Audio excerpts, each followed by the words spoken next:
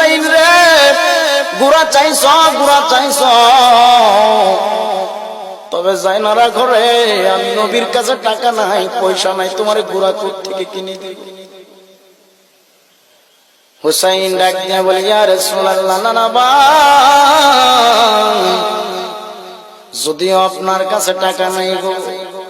আপনি নবীরে আমার আল্লাহ গোটা জগতের রহমাতুল লিল আলামিন বানাইছে নবী গো আপনারে এত সম্মানী আমার আল্লাহ বানাইছে আপনি যদি আমার আল্লাহর কাছে কোনো কিছু চাওয়ার মতো চান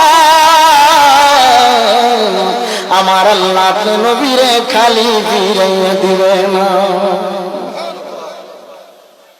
আমার নবী ডাক দিয়ে বললেন হুসাইন রে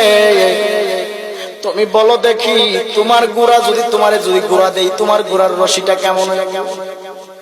হুসাইন ডাক দিয়া বলে ও নানা ভাই আমার যে গোড়াটা আপনি দিবেন সেই গোড়াটা যেমন দামি গোড়া হবে গো আপনি আমার যে গোড়া দিবেন সেই গোড়ার গলার রশিটাও হবে দামি এবার আমার নবী রহমাতুল লিল আলামিন ডেকে বললেন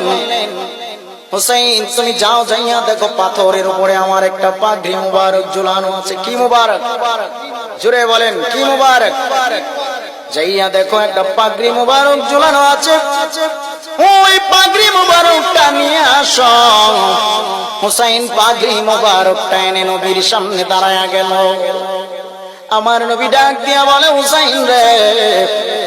দুইটা চোখ বন্ধ করে দাও দুইটা চোখ বন্ধ করে দাও হুসাইন চোখ দুটো বন্ধ করে যখন দাঁড়াইয়া রইলেন মায়ার নবী রহমাতুল লিল আলামিন হাত এবং হাঁটু তারে মাটির মধ্যে ফালাইয়া দিছে ফালাইয়া আমার নবী ডেকে বললেন হুসাইন চোখ খুলো রে হুসাইন চোখ খুলে তাকাইয়া দেখে নবী